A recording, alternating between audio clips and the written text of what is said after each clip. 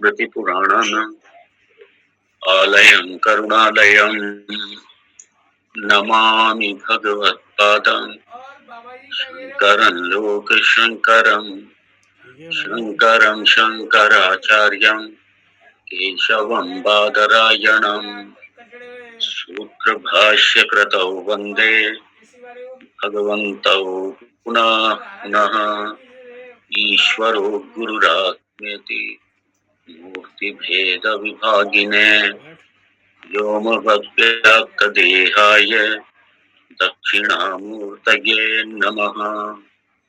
ॐ सदाशिवसमारम्भाम् शङ्कराचार्यमध्यमाम् अस्मदाचार्यपर्यन्ताम् वन्दे गुरुपरम्पराम्।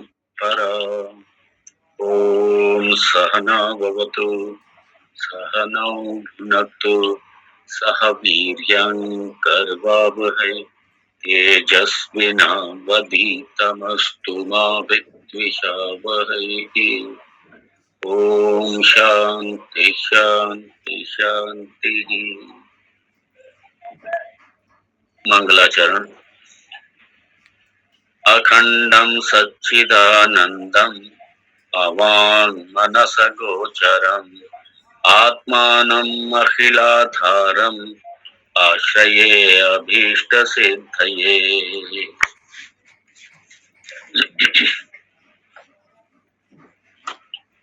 मंत्र 16वां।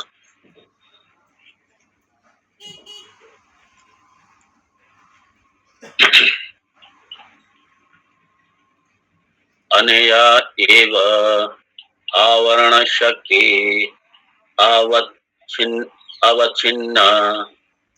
अवच्छिन्नस्यात्मनः कर्तृत्व भोक्तृत्व सुख दुख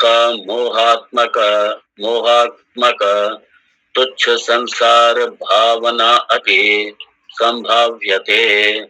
यथा स्व अज्ञानेन आवृतायां रज्ज्वां सर्पत्व संभावना।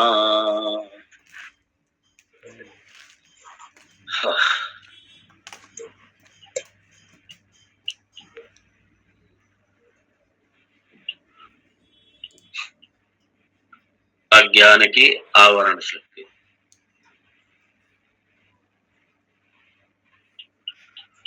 यही संसार का मूल है। संसार मतलब क्या? रोने धोने वाला, सुखी दुखी, यही संसार। मिनटों में रो रहे हैं, मिनटों में हंस रहे हैं। और इसलिए शास्त्रकार यहाँ कह रहे हैं सुखित्व दुखित्व आदि संसार,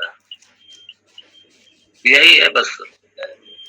किस इंसान के पूछो, उसकी सिर्फ 3 अवस्थाएं मिलेंगी, चौथी अवस्था नहीं है उसकी।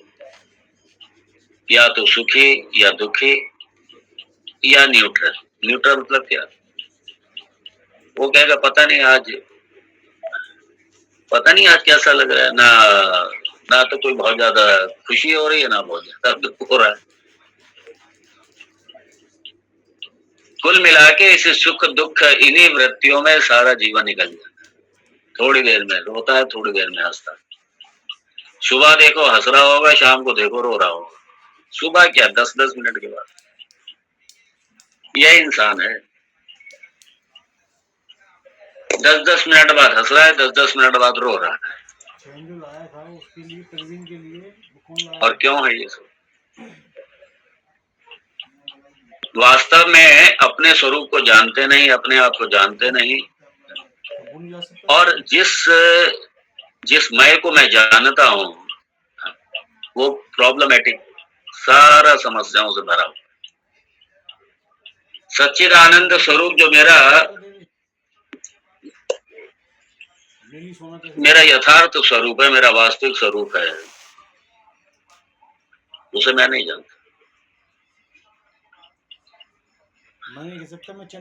और अपने आप को देह मान करके फिर सारी देह की समस्याएं, देह के अपनों की समस्याएं, देह के संबंधों की समस्या, देह के सारे रोग, देह के सारे गुण, देह के सारे सारे दोष सब अपने हो गए। और उसके बाद में सारा जीवन रोता रहता है। और बड़े मजे की बात यह है कि हर प्राणी का, इंसान को तो छोड़िए, हर प्राणी का सिर्फ एक ही हेतु है, सुख प्राप्ति। सुख पाने के लिए, आनंद पाने के लिए सारा जीवन लगा रहता है, और सारा जीवन आनंद उसे मिलता ही नहीं। क्षणिक मिला, थोड़ी देर के लिए, एक दिन के लिए, 2 दिन के लिए, 3 दिन के लिए, फिर अगले दिन वो रोता मिलेगा। घर में विवाह है, बड़ा नाचे नाचे कूदे कूदे घूमेगा, फिर 3 दिन बाद वो रोता मिलेगा, उसी दिन रोता मिलेगा।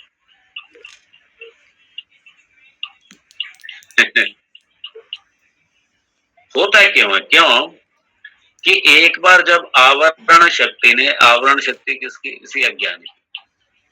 एक बार जब आवरण शक्ति ने जब मेरे वास्तविक स्वरूप को, मेरे आत्म तत्व को, मेरे अपने स्वरूप को ही ढक दिया,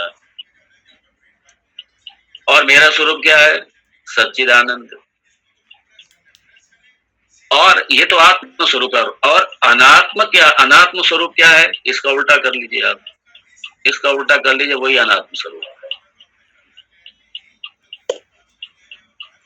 तो जो सच्चिद आनंद है, जो अपना आनंद स्वरूप मेरा स्वयं है, उससे हट करके फिर क्या हो जाता है?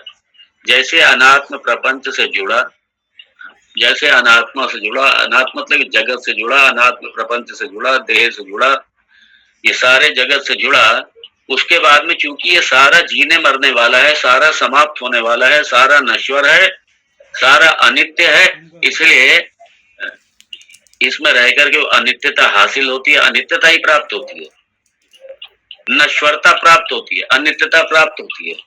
इससे मिलने वाला सुख भी नश्वर, इससे सब कुछ मिलने वाला नश्वर नश्वर नश्वर नश्वर, सब नश्वर मिलता। और जो वस्तु चैतन्य स्वरूप है, जो आनंद स्वरूप, जो मेरा स्वरूप है, वो ढक गया। किससे ढक गया? ये अज्ञान माता जी, ये बड़ी पावरफुल है अज्ञान माता जी। ये माया, अविद्या, ये अज्ञान पावरफुल है। और इसने ढका किसको? असल में आत्मा को ढक नहीं सकता, क्योंकि नित्य वस्तु को क्या ढकेगा? असीमित को क्या ढकेगा? अज्ञान नहीं ढक सकता। लेकिन ढका कहाँ पे इसने? हमारी बुद्धि को आच्छादित कर दिया, हमारी बुद्धि को आच्छादित कर दिया। और फिर क्या होगा? जो हमारी इंटेलेक्ट, जो हमारी बुद्धि, जो हमारी सोचने की जो वृत्त्यात्मिका बुद्धि है, क्योंकि थॉट सारे वहीं पे होने, तो निष्कर्ष हमारे क्या होंगे? वो सारे के सारे रॉन्ग निष्कर्ष, गलत निष्कर्ष आत्म तत्व के लिए हो जाते हैं। और इसी अज्ञान की विक्षेप शक्ति के द्वारा, इसलिए अनया आवृत्तस्य आत्मनः, आवृत्तस्य,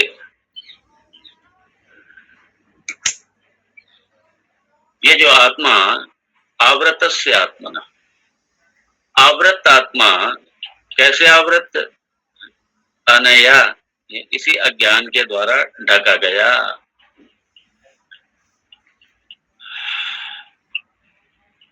मतलब वस्तु, मतलब ब्रह्मन। फिर क्या हुआ? कर्तृत्व, भोक्तृत्व, सुख दुखित्व आदि संसार संभावना अपि भवति। यहाँ पे सारी समस्याएं शुरू हो जाती हैं, ये सारी समस्याएं शुरू हो जाती हैं। और जब समस्याएं शुरू हो जाती हैं, तो फिर इन्हीं समस्याओं के समाधान के लिए आदमी भागा भागा घूमता है, चारों तरफ भागे। आश्चर्य तो तब होता है कि अपने देवी देवता, अपने धर्म के स्थान, अपने मंदिर, अपने आश्रम, इतने सारे अपने देवी देवता, इनका आश्रय कई बार छोड़ करके और भागता कहाँ है? मज़ारों के पीछे, पीर के पीछे, मज़ारों के पीछे। ये बड़े आश्चर्य की बात होती है। मतलब अपने सिर्फ अपने मामूली से अपने कष्ट के निवारण के लिए, अपने दुख के निवारण के लिए अपना धर्म छोड़ देना, जाकर के मतलब अपने धर्म के प्रति आस्था नहीं, श्रद्धा नहीं, इधर उधर भटकना जाकर, और उसके बाद में परेशान होना, फिर अपना शोषण कराना, ये लगा रहता है बहुत से लोगों को।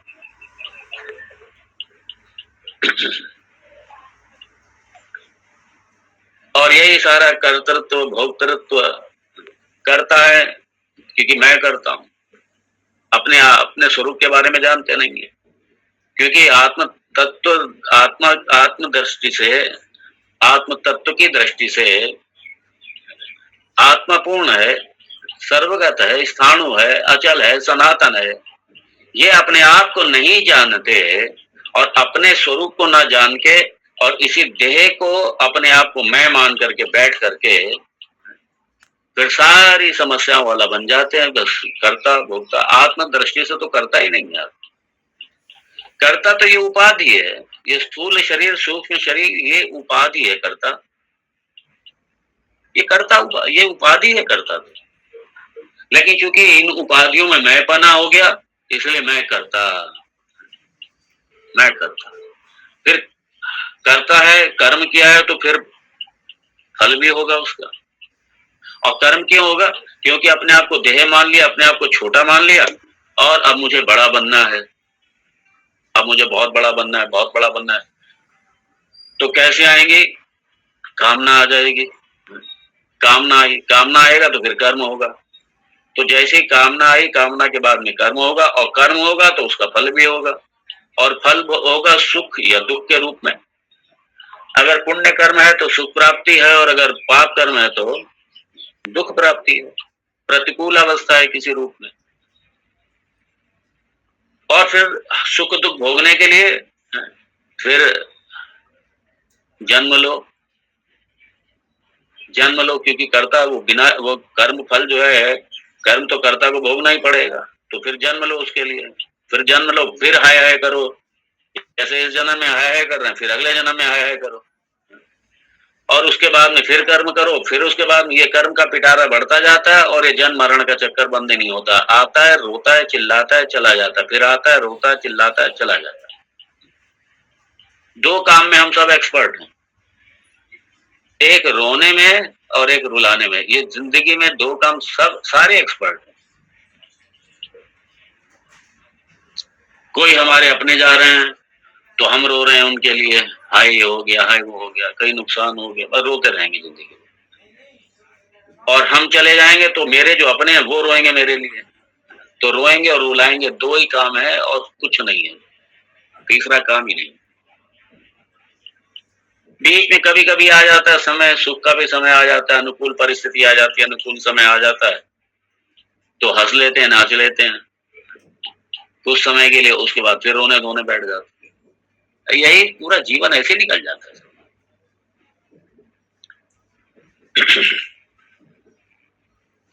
और इसीलिए कर्तृत्व भोक्तृत्व, और कर्तापन आएगा, भोक्तापन आएगा तो सुख भी आएगा और दुख भी आएगा, और यही संसार, यही लगा रहता है सारे जीवन।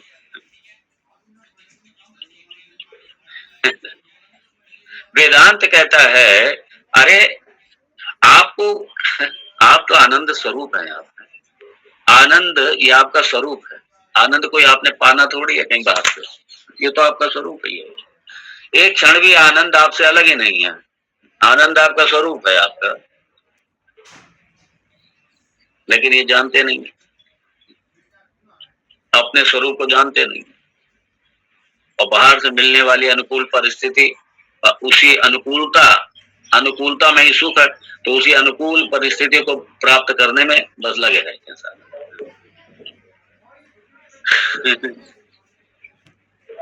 और सही बात तो ये, आनंद मेरा अपना स्वरूप है। आनंद के क्षणों में मैं अपने स्वरूप को स्पर्श करता हूँ, अपने स्वरूप को स्पर्श करता हूँ।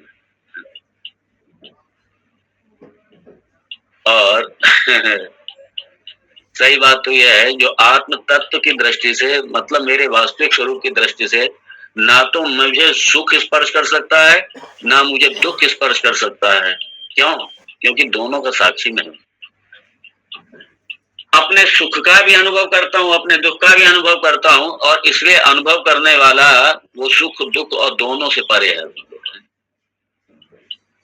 आप ना, ये जो टेम्परेरी सुख है, आने जाने वाला,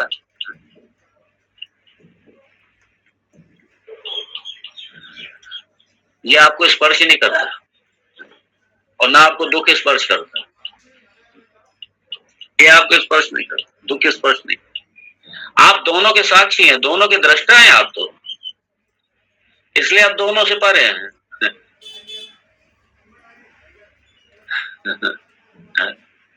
लेकिन क्योंकि संसार आसक्त हैं, विषय आसक्त हैं, संबंधों में आसक्त हैं, इसलिए जहां जहां अनुकूलता नजर आती है, वहां वहां सुख नजर आ जाता है, सुखी हो जाते हैं।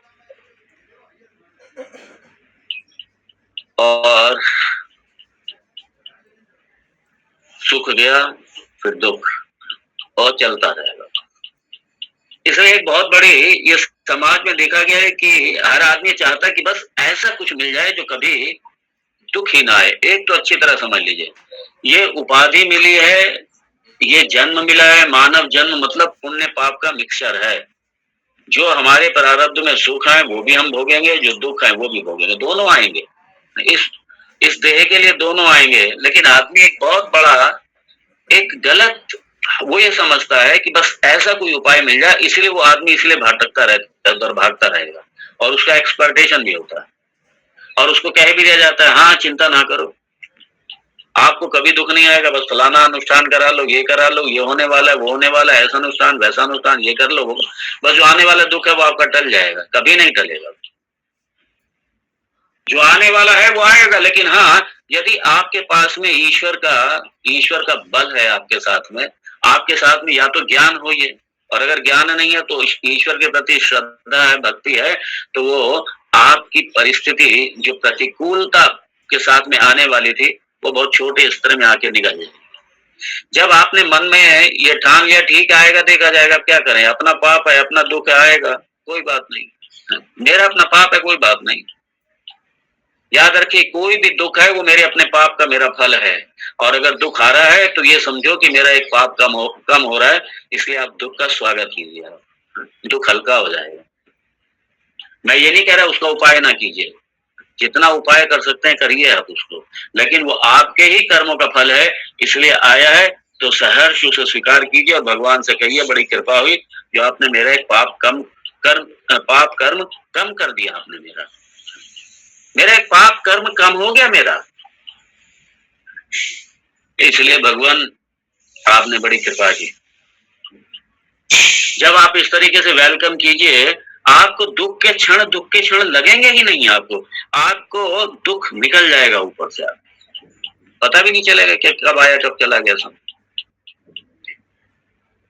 ना तो कोई सुख नाम की चीज है, ना कोई दुख नाम की चीज है, एक परिस्थिति है, सिर्फ आप समझने की कोशिश कीजिए। जीवन में एक दुखात्मक परिस्थिति है, सुखात्मक परिस्थिति है, एक अनुकूल परिस्थिति है, प्रतिकूल परिस्थिति है, बस परिस्थिति है सिर्फ, और कुछ नहीं। और ये एक हमारा देखने का एक नजरिया है। एक व्यक्ति उसी परिस्थिति को दुख मान लेता है, दूसरा व्यक्ति उसी परिस्थिति को अवसर मान लेता है आगे बढ़ने का। ये सवाल है कि हमारा नजरिया क्या है, हम किस एंगल से उसको देखते हैं परिस्थिति को। वहां तो सिर्फ परिस्थिति है, दुख सुख है ही नहीं, कोई परिस्थिति है मात्र। हमारा नजरिया क्या है देखने का। और यदि थोड़ा सा भी ज्ञान है, अरे मैं सच्चिदानंद आत्मा हूं, मैं सच्चिदानंद आत्मा हूं, ये मेरा स्वरूप है, ठीक है, कोई परिस्थिति आई तो आई, चली गई, हाय है क्या करना उसको। जैसे ही आप उसे स्वीकार करेंगे, आपका हाय हाय बंद हो जाएगा। हाँ, और जितना हाय हाय करेंगे ना, वो उतना और हाय हाय आपसे कराएगा वो। मैं फिर कह रहा हूँ, कोई परिस्थिति आए, आप ट्रीटमेंट लीजिए, कोई शारीरिक पीड़ा हो गई, कोई व्याधि आदि हो गई, कोई रोग हो गया, जाइए डॉक्टर के पास जाइए, इलाज कराइए, हॉस्पिटल जाइए, सब कीजिए आप। इसका मतलब ये नहीं कि आप ट्रीटमेंट ना लें, आप कीजिए, सब कीजिए। और दूसरे, जो शारीरिक स्तर पर कोई आपदा नहीं है, कहीं कुछ नहीं, कोई फाइनेंशियली आ गई, कोई इमोशनल आ गई, कोई इस तरीके का कोई आगे कोई संबंधों के आधार पे आ गया, तो उसको आप बड़े ही ऑब्जेक्टिव ले, ठीक है, आया है तो क्या हुआ, सॉल्व करेंगे उसको, परिस्थिति है सिर्फ, और कुछ नहीं। और भगवान का आलंबन ले लीजिए, कभी समस्या नहीं आएगी, निकल जाएगा सारा।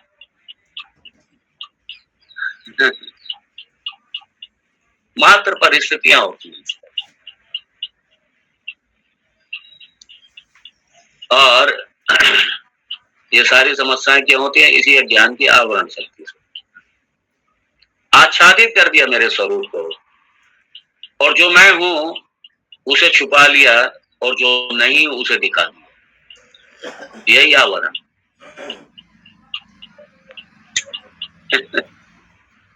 इट्स वेरी इंटरेस्टिंग है।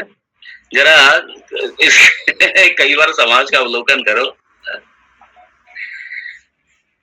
एक कई बार देखा मैंने, सुबह आएंगे, अरे स्वामी जी बड़ी कृपा है आपकी, बहुत अच्छा है, बड़ा अच्छा चल रहा है, सब कुछ बहुत अच्छा है, बस आपने आपकी कृपा ऐसी बनी रहे, ऐसा है, ये है, वो है, बड़े प्रसन्न, बड़े प्रसन्न।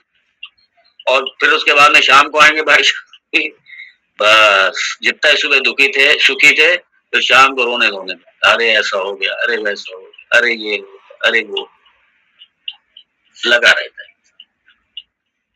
इसलिए कहा सुखित्व दुखित्व, बस यही वृत्तियां आती रहती हैं, उठती रहती हैं, जाती रहती हैं, यही आता रहता है, जाता रहता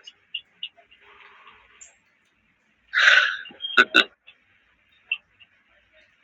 संभावना, बस यही संभावना है, ये सारी संभावना, ये सारी पॉसिबिलिटीज, यही संभावना है।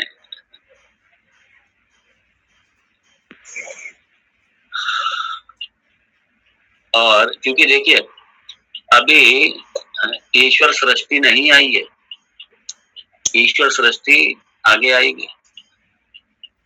और जब ईश्वर सृष्टि ही नहीं आई, तो अभी देखा जाए तो जो ये जीव सृष्टि है, अभी जीव वो भी नहीं आई है, मतलब स्थूल शरीर सूक्ष्म शरीर अभी वो भी नहीं आया है। लेकिन यहाँ पे क्योंकि अज्ञान का और अज्ञान के प्रभाव का, अज्ञान की पावर का, शक्ति का, शक्ति द्वयम, वही देख रहे हैं ना, आवरण और विक्षेप शक्ति। तो ये आवरण ही, ये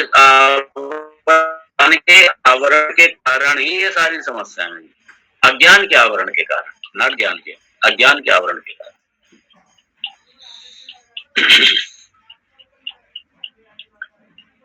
तो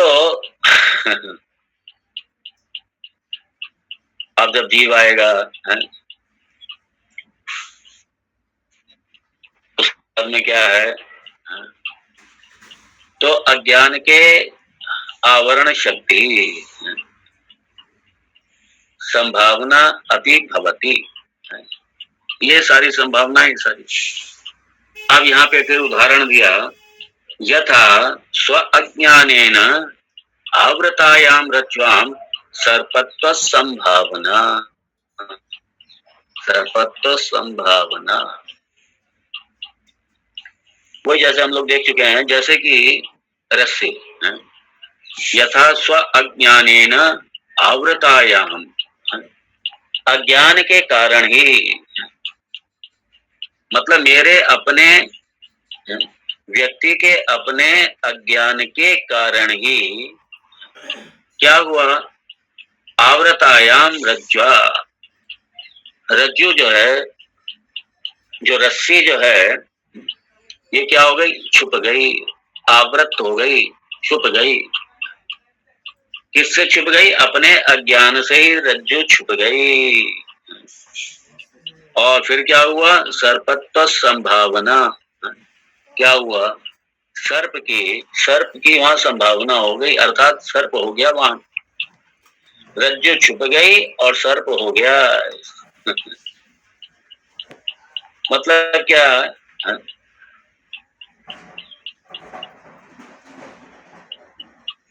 जहां जहां इस तरीके के अज्ञान के कारण, जैसे रज्जु का अज्ञान हुआ तो सर्प की संभावना हो जाएगी, सर्प संभावना होगी।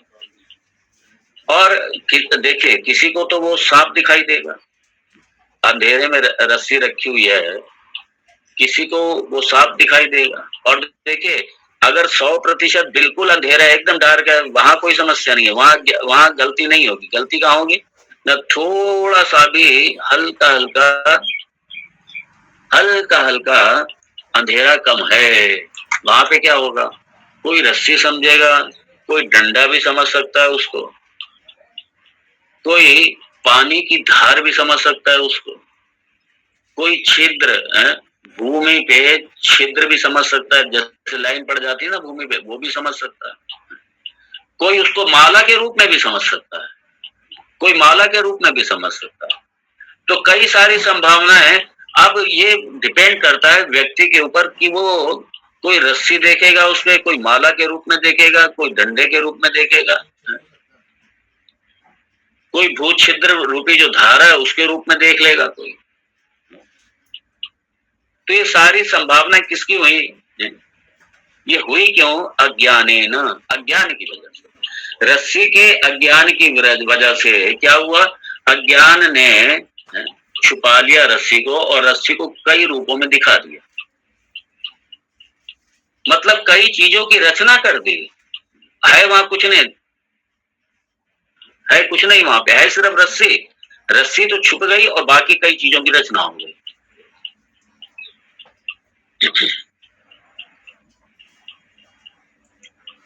तो रस्सी किससे छुपी? अज्ञान की आवरण शक्ति है, छुप गई वो।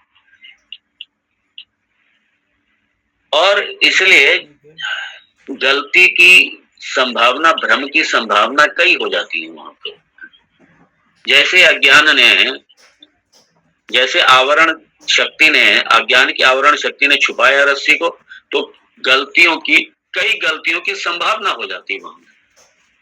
इसलिए कहा सर्पत्व संभावना, कई कई की संभावना हो जाती है वहां पे।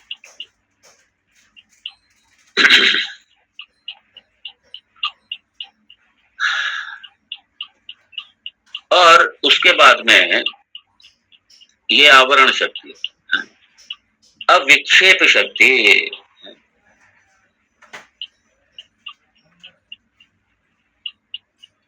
विक्षेप शक्ति, विक्षेप, आइए विक्षेप शक्ति भी देखते हैं थोड़ा सा।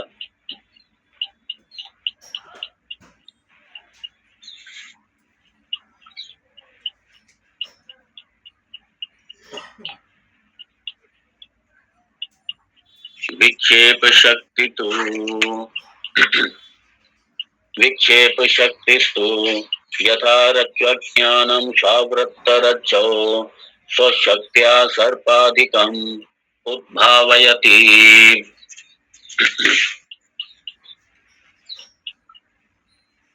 एवं अज्ञानम् अपि स्वावृत्तात्मनि विक्षेप शक्त्याकाशादि प्रपंचम् उद्भावयति।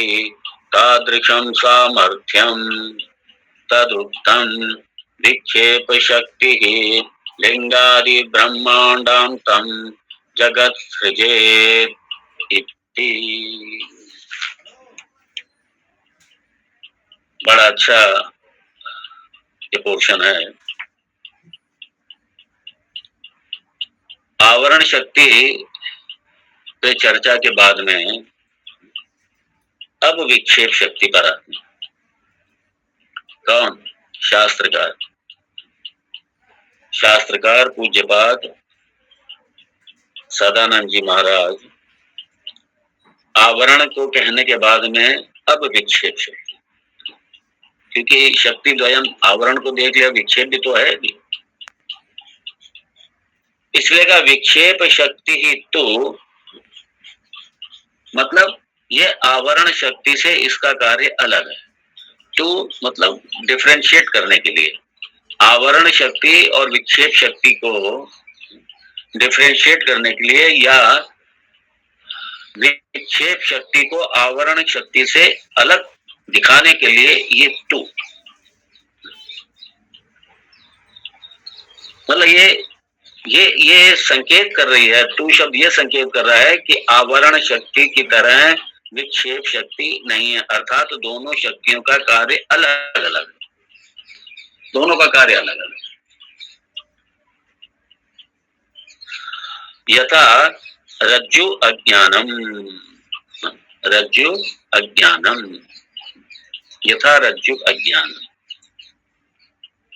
मतलब रूप अज्ञान, रज्जु अज्ञानम रस्सी का अज्ञान, स्व आवृत रज्जौ, स्व आवृत रज्जौ, रज्जु के ऊपर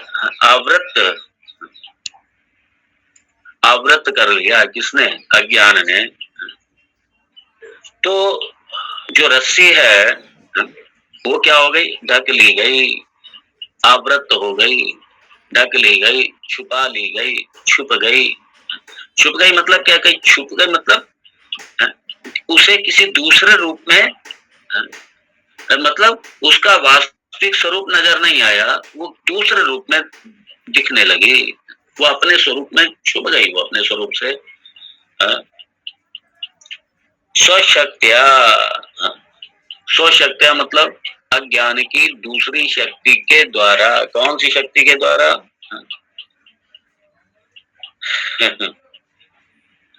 ये विक्षेप शक्ति के द्वारा। सर्पादिकम उद्भावयति,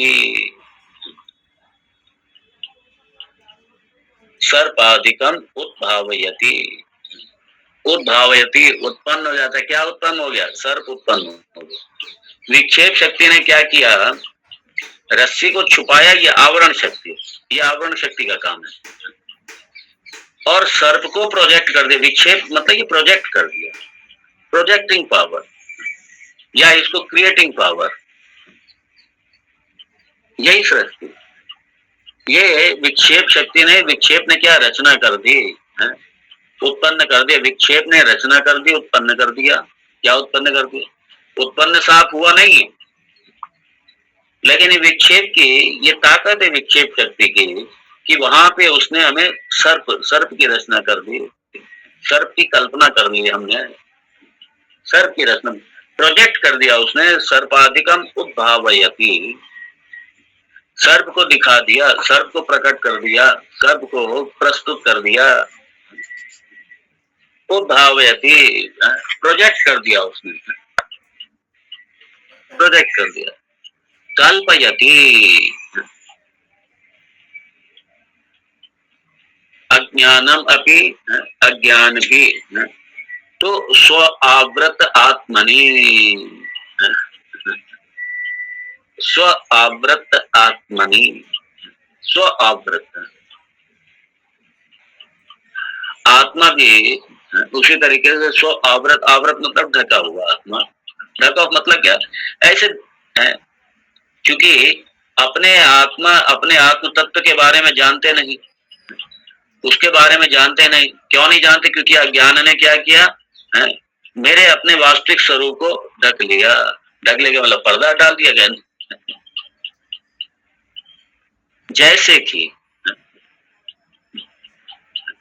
इसलिए इव शब्द इंपॉर्टेंट है, इव जैसे बस आत्मा के ऊपर प्रतीत हो रहा है कि आत्मा, जैसे आत्मा नहीं दिखाई दे रही है। जैसे हम लोग देखा था दृष्टांत में कि जैसे बादल है, छोटा सा बादल है, और उसने क्या किया, उसने सूर्य को, लगता सूर्य को जैसे ढक लिया, उसने हमारी दृष्टि को ढक लिया। ऐसे ही ये अज्ञान की विक्षेप शक्ति ने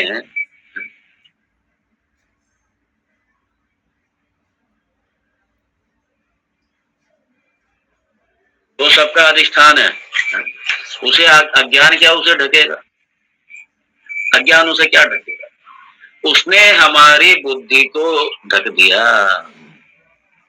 हमारे विवेक शक्ति को ढक दिया, और हमारी बुद्धि को, विवेक को दबा दिया, ढक दिया, और विवेक के आधार पर अविवेक हो गया, विवेक के आधार पर, ज्ञान के आधार पर अविवेक हो गया। ये ढकना। किसके द्वारा? स्वशक्तिया, अपनी इसी दूसरी शक्ति के द्वारा, विक्षेप शक्ति।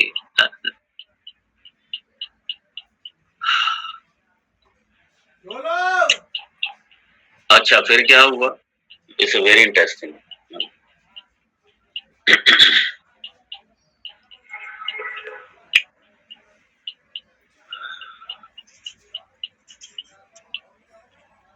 कर्तृत्व दुखम। फिर आकाशादि प्रपंचम उद्भावयति विक्षेप शक्त्या। हाँ, ये देखिए आप, ये देखिए।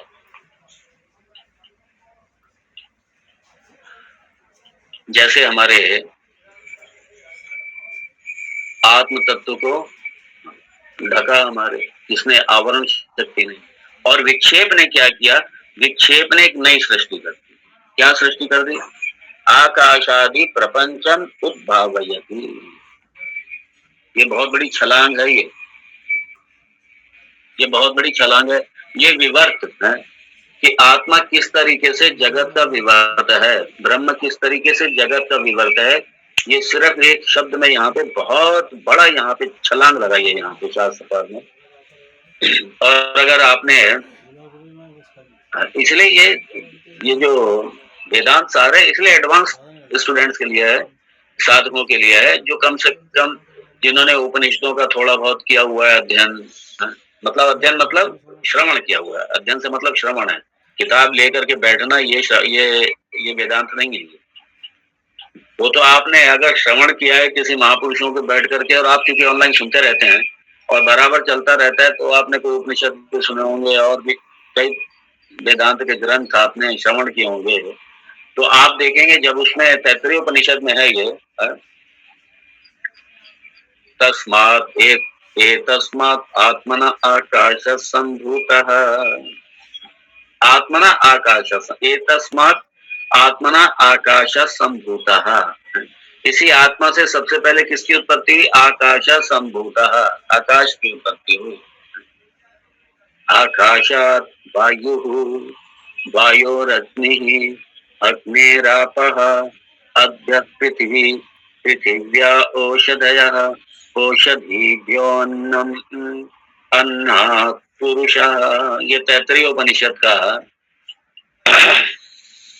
ये तैत्तरीय उपनिषद की ये सृष्टि प्रक्रिया यहाँ उसी की तरफ संकेत कर रहे हैं ये। तो आत्मा से वास्तव में उत्पत्ति नहीं हुई किसी की। हमने क्या किया? हमने आत्मा पर सृष्टि की उत्पत्ति कर्ता का हमने क्या किया? ये प्रोजेक्ट कर दिया, एक प्रोजेक्ट कर।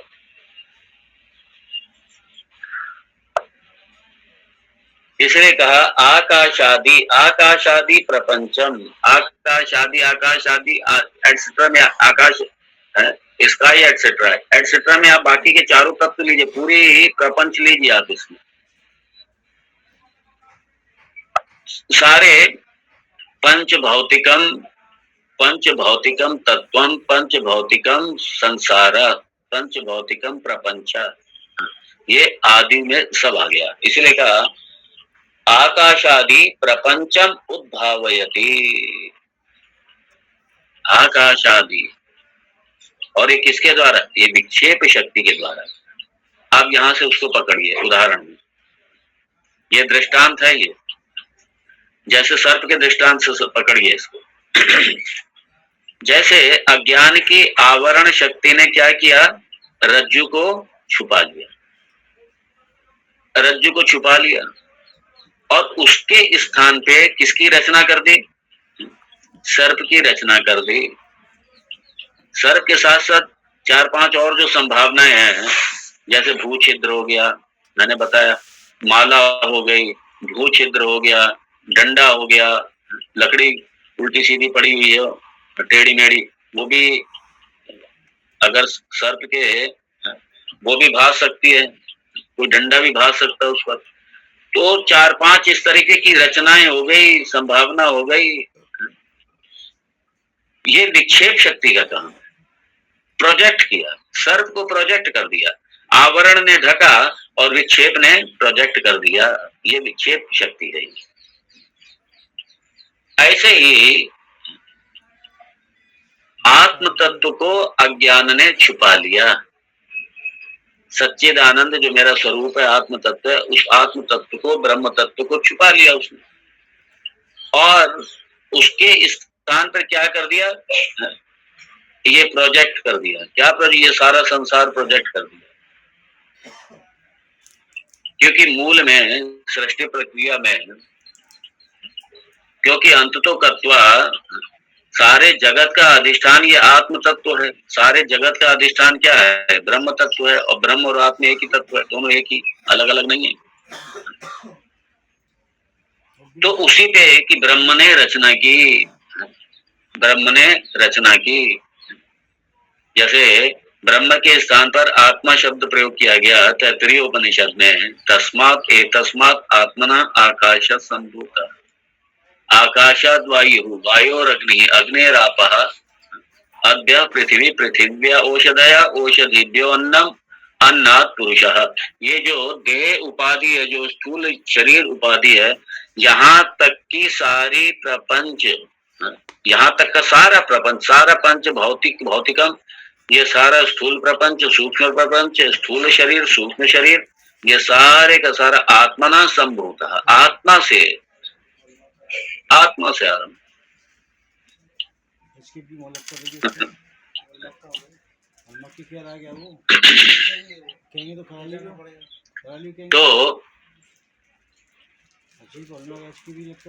तो इसे दूसरे विक्षेप शक्ति के, इसी विक्षेप शक्ति के, विक्षेप शक्ति किसकी? अज्ञान की विक्षेप शक्ति। यहाँ पे क्योंकि सृष्टि प्रक्रिया आई यहाँ पे, इसलिए व्यष्टि अज्ञान नहीं, समष्टि अज्ञान, समष्टि अज्ञान, समष्टि अज्ञान उपहित चैतन्यम आत्म तत्वम, ये उसकी विक्षेप शक्ति ने क्या किया?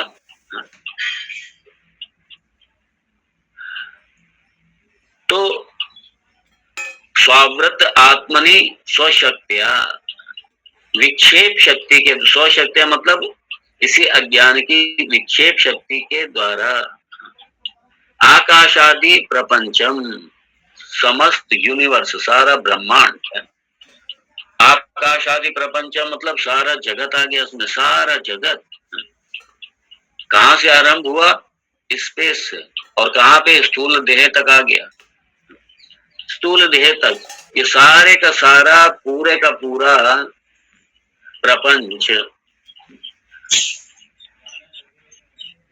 उद्भावयति, और उत्पन्न हुआ। यहाँ पे कैसे? ये चूंकि यहाँ पे स्वावृत आत्मनि, आत्मनि, आत्म, आत्म, यहाँ पे आत्मनि से आप ब्रह्म को ले लीजिए, क्योंकि दोनों एक ही, क्योंकि सृष्टि प्रक्रिया है, सृष्टि प्रक्रिया, इसलिए सृष्टि प्रक्रिया वहां पे, क्योंकि तैत्तिरीय उपनिषद में तस्मात् एतस्मात् आत्मना, वहां आत्म शब्द का प्रयोग किया गया, वहां ब्रह्म शब्द का प्रयोग नहीं किया, आत्म शब्द का प्रयोग किया गया। इसलिए यहाँ पे शास्त्रकार उसी को पकड़ रहे हैं, तैत्तिरीय उपनिषद को ही पकड़ रहे हैं। और वहां पे चूंकि आत्मना, और यहाँ पे इसीलिए आत्मनि स्वशक्तिया, आत्मनि स्वशक्तिया मतलब यहाँ व्यष्टि इस तरह के नहीं, देखिए समष्टि, समष्टि अज्ञान उपहित चैतन्यम, अज्ञान की विक्षेप शक्ति के द्वारा, अज्ञान की विक्षेप शक्ति के द्वारा, और कौन सा ज्ञान? समष्टि अज्ञान की विक्षेप शक्ति के द्वारा क्या किया? आकाशादि प्रपंचम उद्भावयति।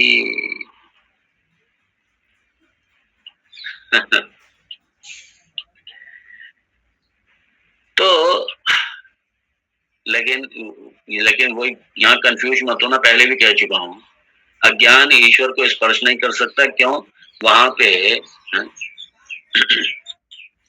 सत्व गुण, सत्व गुण संपन्न है, सत्व प्रधान है वो अज्ञान, सत्व प्रधान माया शक्ति, और इसलिए आवरण शक्ति उसको अज्ञान की प्रभावित नहीं करती, उसको नहीं ढक पाती। और ये किस पे, ये व्यष्टि बुद्धि, व्यष्टि, ये व्यष्टि बुद्धि, व्यष्टि उपाधि, व्यष्टि उपहित चैतन्यम जीव के संबंध में ये अज्ञान ढक लेती है बुद्धि को। ये विवेक को दबा लेती है, ज्ञान को दबा लेती है, अज्ञान की विक्षेप शक्ति, और जो नहीं है उसे प्रकट कर देती है, जो नहीं है उसे प्रकट कर। और इसीलिए ईश्वर के संबंध में आवरण शक्ति ये ईश्वर को स्पर्श नहीं करती, बल्कि ईश्वर सिर्फ क्या, ईश्वर सिर्फ यूज करेगा, ईश्वर उसका मालिक है। और जीव क्या है, जीव उसका मालिक नहीं है। जीव मालिक हो तो फिर जीव जीव कहाँ रहेगा, फिर ये जीव कहाँ रहेगा, फिर ये ईश्वरीय हो जाएगा।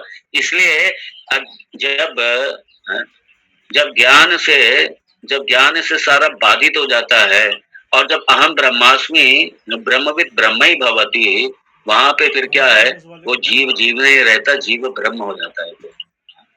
जीव ब्रह्म था, ब्रह्म है, ब्रह्म रहेगा, लेकिन अज्ञानवश वो सिर्फ जो जीव बना हुआ था वो बाधित हो जाता है उसका जीवपना, और वो अपने जब ब्रह्म हो जाता है, ब्रह्मविद ब्रह्म ही भवति, वहां पे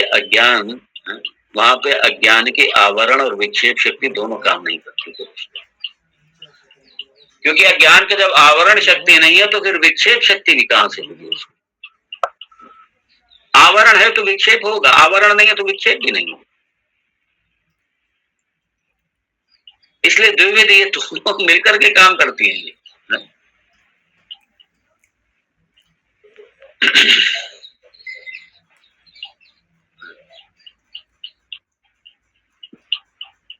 और इसलिए ईश्वर अज्ञानी नहीं बनता, ईश्वर अज्ञानी है भी नहीं, ये जीव पर उसका प्रभाव होता है। तो इसलिए जब सृष्टि काल आता है, ये क्या करेगी सृष्टि काल में, ये जो समष्टि अज्ञान उपहित चैतन्य ईश्वर है, ये इसकी विक्षेप शक्ति ये क्या करेगी, आकाशादि प्रपंचम उद्भावयति, ये उत्पन्न कर देता है, ये प्रोजेक्ट कर देता है, ये प्रोजेक्ट कर देता है, कल्पित हो जाता है ये कल्पित। जैसे सर्प नहीं था लेकिन सर्प की कल्पना हो गई, सर्प की रचना हो गई, ऐसे जगत नहीं है लेकिन जगत की रचना हो गई, जगत दिखाई देने लगा। मूलतः तो वेदांत जब आप आगे फाइनल एनालिसिस पे जाएंगे तो पता चलेगा कि जगत की उत्पत्ति हुई नहीं है, जगत था ही नहीं, जगत है ही नहीं, जगत रहेगा भी नहीं। तो जैसे सर्प किसी काल में नहीं था, किसी काल में रहेगा नहीं, ऐसे जगत किसी काल में था नहीं और जगत रहेगा भी नहीं। सत एव इदम अग्रे आसीत्, अभी भी सत है, पहले भी सत है और आगे भी सत है। फिर ये क्या दिखाई दे रहा है, ये सारा जगत के रूप में, ये प्रपंच के रूप में, आकाश आदि, ये जितना प्रपंच, ये स्थूल प्रपंच, सूक्ष्म प्रपंच, ये जो दिखाई दे रहा है, स्थूल शरीर, सूक्ष्म शरीर, जो ये सारे दिखाई दे रहे हैं, सब है क्या, ये सब है। जैसे रस्सी पर सांप कल्पित है, छिद्र कल्पित है, माला कल्पित है, डंडा कल्पित है, ऐसे ही ब्रह्म तत्व पर ये सारा कल्पित है।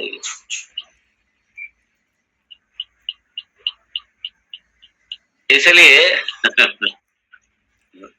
क्योंकि अधिष्ठान रूप से आत्म तत्व है, ब्रह्म तत्व है, इसलिए अधिष्ठान रूप से वही सत्य है, ब्रह्म सत्यम। फिर ये जगत क्या है, जगत मिथ्या। जैसे सर्प मिथ्या ऐसे ये भी मिथ्या है,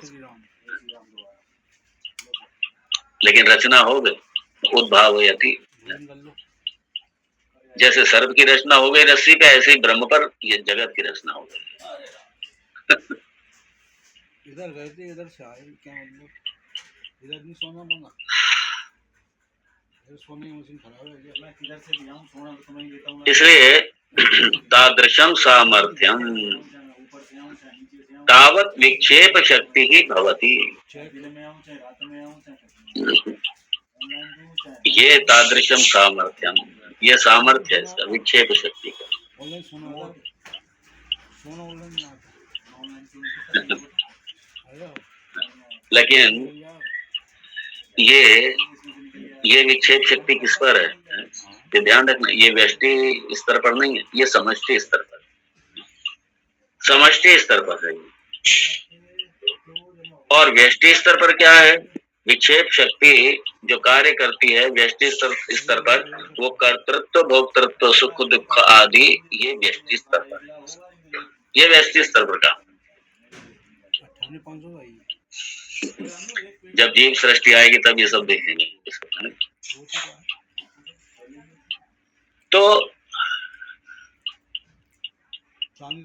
अज्ञान की जो विक्षेप शक्ति है, यहाँ जरा पकड़िए, मतलब व्यष्टि अज्ञान की विक्षेप शक्ति जीव के स्तर पर वो क्या करेगी, ये कर्ता भोक्ता, मैं कर्ता मैं भोक्ता, ये विक्षेप, ये प्रोजेक्ट करेगी, क्योंकि आत्म तत्व को छुपा लिया, ये आवरण हो गया, और प्रोजेक्ट क्या कर दिया, टॉप से बड़े हैं, टॉप थोड़े छोटे, किसकी उत्पत्ति किसकी कर दी, मैं करता मैं भोगता, इसकी उत्पत्ति कर दी, ये उत्पन्न हो गया, ये कल्पना हो गई, उत्पन्न हो गया ये। फिर मैं करता भोगता, मैं सुखी दुखी, ये सारी सब कुछ ये किसने किया, ये विक्षेप शक्ति ने किया, ये विक्षेप शक्ति। और अज्ञान की समष्टि अज्ञान, ये तो व्यष्टि अज्ञान के स्तर पर, समष्टि अज्ञान ने क्या किया, वो रचना, क्या रचना कर दी, जगत की रचना कर दी, जगत की रचना कर दी, सारा प्रपंच की रचना कर दी, है ही नहीं प्रपंच, उसकी रचना कर दी। मैं करता भोगता नहीं हूं, लेकिन इसकी रचना कर दी, किसने, विक्षेप शक्ति। मैं सुखी दुखी नहीं हूं, लेकिन रचना कर दी। तो समष्टि स्तर पर ये अज्ञान की जो आवरण शक्ति है और विक्षेप शक्ति, विक्षेप शक्ति ने क्या किया, जगत की रचना कर दी समष्टि स्तर पर, समष्टि अज्ञान की विक्षेप शक्ति ने, और व्यष्टि अज्ञान की विक्षेप शक्ति ने कर्ता भोक्ता सुख दुख, ये सारी समस्याएं वाला ये उठा करके पैदा कर उद्भाव है, दोनों स्तर पर।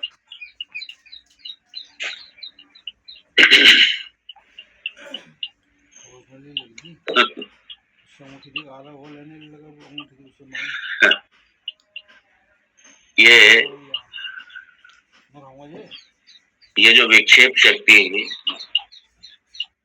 यही अध्यारोपित कर दिया, ये आएगा जीव सृष्टि जब देखेंगे तब उसमें आएगा ये सब।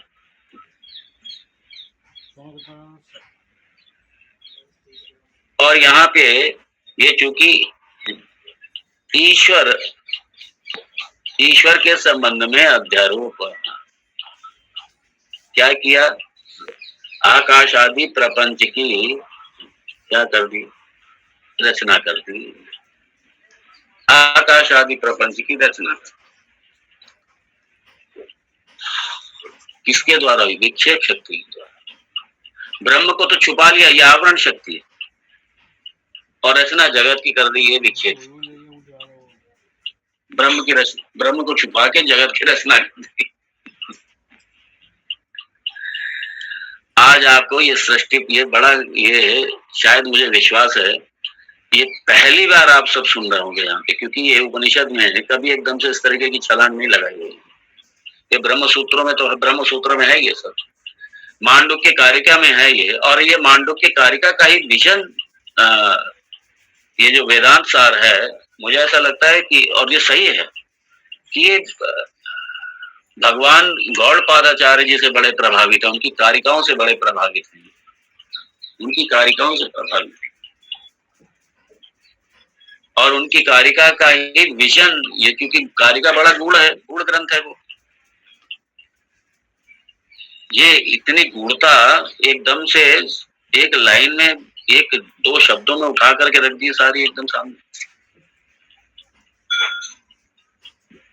अब समझ में आएगा कि रचना है ही नहीं किसी तरीके की, ये जगत की रचना है ही नहीं। तभी तो विवर्त होगा। विवर्त का मतलब ही यही है कि ब्रह्म, जैसे रस्सी कुछ किए हुए बिना ही सर्प हो गई, ऐसे ही ये जगत कुछ किए बिना, ये ब्रह्म कुछ किए बिना ही ये जगत के रूप में, ये जगत का, इसलिए विवर्त, विवर्त मतलब, विवर्त कारण का मतलब यही है, बिना अपने स्वरूप को त्यागे बिना, अपने स्वरूप को त्यागे बिना दूसरे रूप में परिवर्तित हो जाना, यही विवर्त है। इसको और देखेंगे थोड़ा।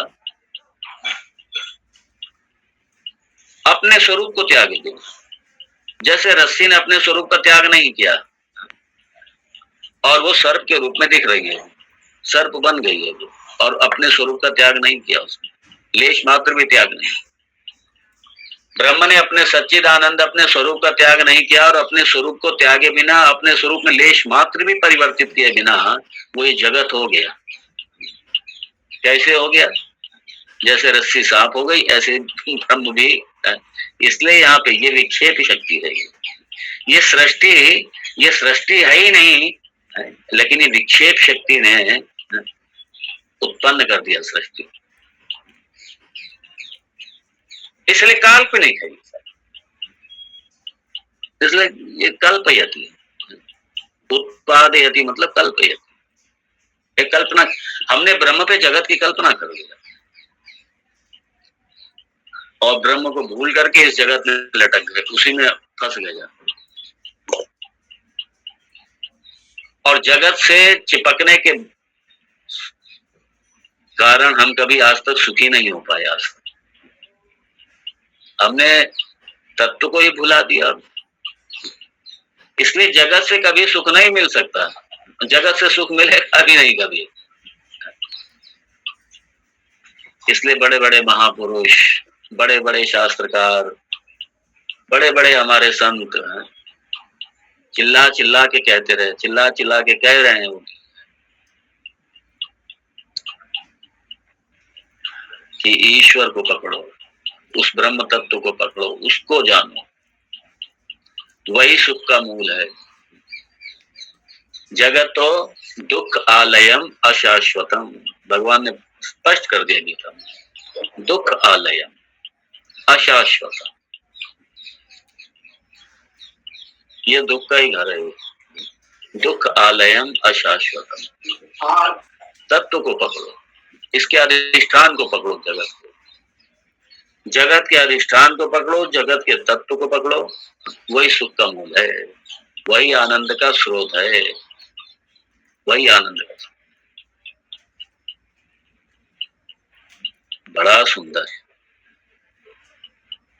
इतनी बड़ी छलांग लगाई, एक शब्द ने, दो शब्द ने इतनी बड़ी छलांग लगा दी, उठा करके पूरा सृष्टि को उठा करके बात कर दिया, उठा करके सृष्टि का बात करके आदि बात हो गया, सृष्टि थी ही नहीं, रही नहीं, रहेगी नहीं। बड़ा सुंदर, बहुत ही सुंदर।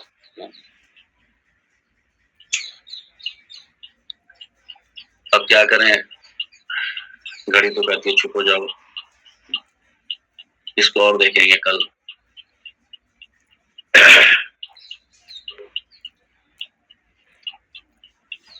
समय की सीमा है, सबके प्रति मंगल कामना करते हुए यहाँ पे हम विराम देंगे। ओम तत्सत। ओम पूर्णमदः पूर्णमिदं पूर्णात् पूर्णमुदच्यते पूर्णस्य पूर्णमादाय पूर्णमेवावशिष्यते। ओम शांति शांति शांति। हरि ओम श्री गुरुभ्यो नमः। हरि ओम शंकरं शंकराचार्यं केशवं बादरायणं सूत्र भाष्य कृतौ वंदे भगवन्तौ पुनः पुनः। ईश्वरो गुरुरात्मेति मूर्तिभेद विभागिने व्योमवद्व्याप्तदेहाय दक्षिणामूर्तये नमः। ओम शांति शांति शांति। ओम